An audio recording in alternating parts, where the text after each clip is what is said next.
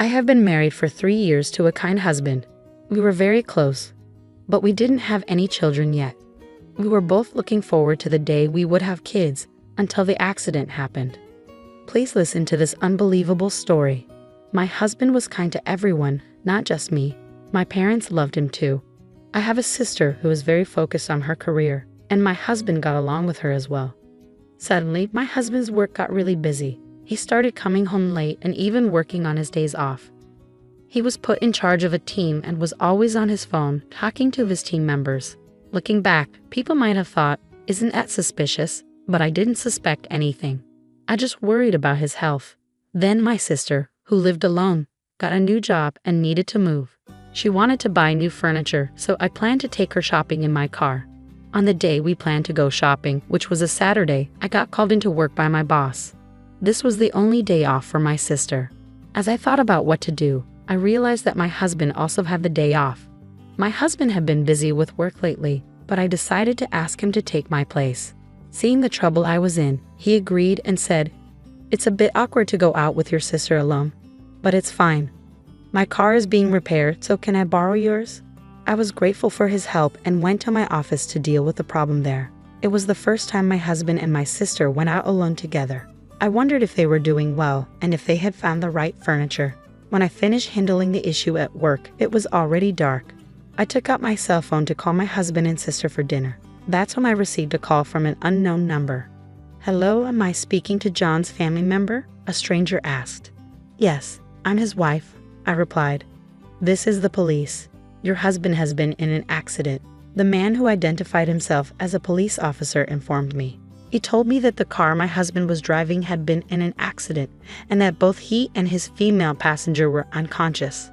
I don't remember exactly what I did when I heard the news, but I rushed to the hospital.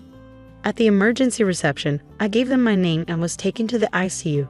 Through the glass window, I could see my husband connected to various tubes and wrapped in bandages. I was very worried about what would happen to him. My mother, who lived far away, arrived later, and we spent a worried night together. During this time, the police told us more about the accident. They said John had been driving on a road with clear visibility when a car ran a red light and hit him. The other driver was seriously injured and was also being treated at the same hospital. However, the driver said that John's car had been moving strangely before the accident. The police were investigating whether my husband had fallen asleep at the wheel. Within a few days, my husband and sister regained consciousness, and the doctors did some tests. My mother and I were called in to hear the results. The doctors told us that although they would survive, they would likely have some kind of disability. Despite this, my mother and I were happy they were alive and hoped they would improve with rehabilitation. We didn't tell them about the possible disabilities. My mother and I only shared positive news and took care of them. My mother looked after my sister, and I took care of my husband. At first, my husband was in shock from the accident and was feeling unwell. He was also worried about the trouble he had caused for me, my mother, and my sister. But as time went by, my husband, who had always been kind to me, started to change. He became frustrated with his leg that didn't move easily, the hospital treatment, and the fact that he had to quit his job. All of this seemed to make him very irritable. Even though he couldn't control his frustration, I still went to the hospital every day because I understood how he felt and wanted to support him. One day, a police detective visited me at the hospital. He explained that they had discovered something about the accident. It appeared that there had been a brake oil leak in my car, which was involved in the crash. This issue could have led to an accident at any time, possibly explaining why the car behaved strangely before the crash. The woman who collided with us was also in bad condition. Her mother came to apologize, and it was the first time I met her. After this, I noticed my husband's outburst towards me increased. He resented my ability to move freely while he was immobile. He also seemed irritated when I could only visit briefly due to my work commitments. He began giving me orders and directing his frustrations at me if I didn't meet his expectations. He threw things and complained about his hospital room, even objecting when I went out to get my own lunch. His demands became more unreasonable over time. I sympathized with his situation, but I had to work to support us financially and handle numerous responsibilities like liaising with the police and managing hospital communications. I barely had time to catch my breath. My husband's behavior became increasingly intolerable, and I felt trapped. My sister seemed to be struggling similarly, and my mother grew more exhausted by the day. I heard that my sister's demands on our mother, who wasn't employed, were becoming overwhelming as well. When I couldn't make it to the hospital, both my husband and sister seemed to have learned about the possibility of remaining paralyzed despite rehabilitation. Then there was the revelation about my car's brake oil leak. My sister said, "Hey, I heard your car was leaking oil. You were responsible for maintaining it. Now I can't work or recover properly because of this. Mom seems upset, and your husband is in the same situation. You're now responsible for caring for both of us for the rest of your life." My sister's accusations caught me off guard. I called my mother, who explained that my sister had been struggling mentally for a while. She also mentioned being too tired to go to the hospital. Despite this, I remained worried about my husband and went to see him at the hospital. When I didn't find him in his room, I discovered him with my sister in the common area. Visiting hours were almost over, and they were sitting together alone in the otherwise empty room. "Hey, I heard that if you had just taken the car in for inspection, none of this would have happened," my husband said, glaring at me. "Yeah, but you're the reason why your sister and I are in this mess," he continued. "The insurance will cover it, and now you're stuck taking care of us for the rest of our lives. Don't forget that." His words hit me hard, and something inside me snapped. "Since when did you two get so close?" I asked sharply. "What do you mean?" he replied defensively.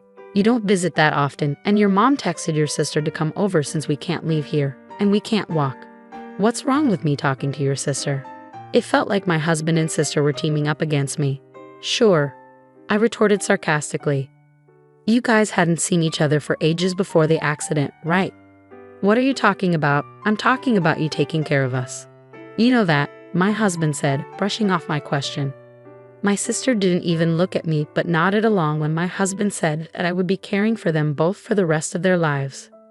I didn't expect a response, but I continued speaking, hoping they might understand my feelings. "I wonder if the person who hit your car is recovering now," I said. "How should I know? She crashed into us when the light was red. It's just unbelievable," my husband replied. "Yeah, it was terrifying. We definitely need to make sure we get compensation from her. And this happened right when I was about to get a promotion," my sister chimed in. If I didn't interrupt, they would just keep complaining, so I decided it was time to tell the truth. "There's something you both need to know," I began. "What is it?" my husband asked. "Firstly, I did have my car inspected before the accident," I revealed. "Did you? Then the dealership should be held accountable. They must have known about the brake oil leak," he responded. "I agree. So right after the accident, the police contacted me. They wanted to determine the cause and asked to check my dashcam footage. But that old dashcam doesn't record audio, and it only starts recording after an accident, so it wouldn't show anything useful," he argued. "I understand your concern. However, you weren't aware that I had recently installed a new dashcam," I disclosed. My sister looked up in surprise. "What?" she exclaimed. As the truth unfolded, my sister's face turned ashen. "I also installed an interior camera," I continued calmly. "Modern dashcams can start recording with even a slight jolt. The police have already reviewed the footage." My husband appeared bewildered, and my sister looked on the verge of collapsing. "You were hiding something, weren't you?" I confronted her directly. I don't understand," she stammered. "You tampered with the car." My husband started to panic. "How can you accuse my sister like that? You're talking to her as if she's your enemy." Suddenly, he fell silent, clearly shaken. I mentioned earlier that even a slight movement would trigger the recording. So many private moments between you two were captured. I was mortified when the police asked if it was my sister who was in the car with me. My husband turned pale. "You've been having an affair all this time. I trusted you completely."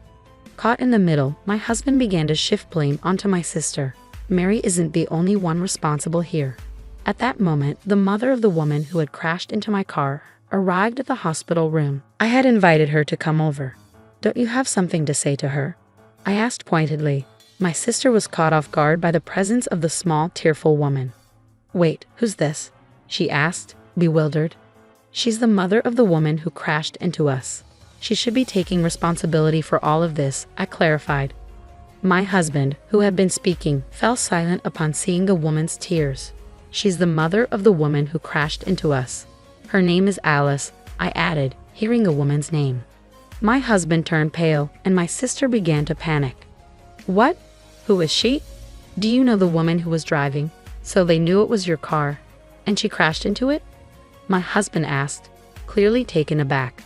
Seeing my husband struggling, I decided to explain the situation to my sister. She was having an affair with John. He had promised her a divorce, but he didn't follow through. When Alice claimed she was pregnant with his child, John insisted she get an abortion. After that, he cut off contact with her, and she wanted revenge by hurting me. Wait, so that means my sister began to piece it together. Yes, you were simply in the wrong place at the wrong time, I confirmed. I can't believe this has ruined everything, my sister lamented. The truth is, crying or shouting won't change anything now, I said, pouring out my emotions. Now you both understand what happened. You had an affair behind my back, and Mary tried to harm me by tampering with the brake oil in my car. But she ended up in an accident herself. I'm the victim in all of this. I continued, I was willing to work things out and not divorce you if you showed remorse and came clean during your hospital stay. But you never indicated you were sorry. Instead, you treated me horribly. Remember how we drew up our divorce papers shortly after we got married? I never thought we used them, but I filed them today, so we're no longer married. Goodbye. Having said everything I needed to say, I left the dark and quiet hospital feeling a sense of liberation from the resentment that had been bottled up inside me. However, my mother was deeply shocked when she learned the truth. She not only grappled with my sister's infidelity, but also with the responsibility of caring for her physically disabled daughter alone. I ended all ties with John and Mary, but I couldn't abandon my mother to handle everything on her own. I reached out to the woman responsible for the accident, apologized, and arranged compensation for my sister, who was innocently involved. This eased my mother's burden. 2 years have passed since then. I am divorced from John and living independently. My close relationship with him had made our divorce surprising news for my colleagues. Subsequently, I noticed more men approaching me, perhaps because divorced women seemed appealing to them at that time. Despite this, thoughts of my ex-husband lingered, making it hard for me to consider dating again. Instead, I focused on advancing my career by studying for a certification exam and enrolling in an online business school after work. When I was married, I had never imagined pursuing such goals. Unlike my sister, who was dedicated to her career, I had never envied that path. Yet here I was naturally drawn to it. Life, I reflected, is unpredictable. Since then, my ex-husband moved back to his parents' house where he's facing criticism from his relatives for his behavior towards me. His mental state has deteriorated, and there have been reports of violent outbursts causing trouble for those around him. Meanwhile, my sister also returned home but struggled with mental illness, displaying self-centered behavior. My mother, exhausted from everything, used my sister's savings and accident compensation to place her in a care facility. She consulted me beforehand, and I supported her decision. If I hadn't taken action back then, I might have been trapped in a life of servitude to both of them forever. It's something I never foresaw. I passed my certification exam as planned and was transferred to a department where my skills are put to good use. I developed a close relationship with a teacher from my online business school, and soon will be married. He's not just kind to everyone but incredibly caring towards me. When I come home late, he prepares dinner for us, a gesture that brings me immense happiness. As I shared these thoughts with the stars, I hurried home to the partner who awaited me.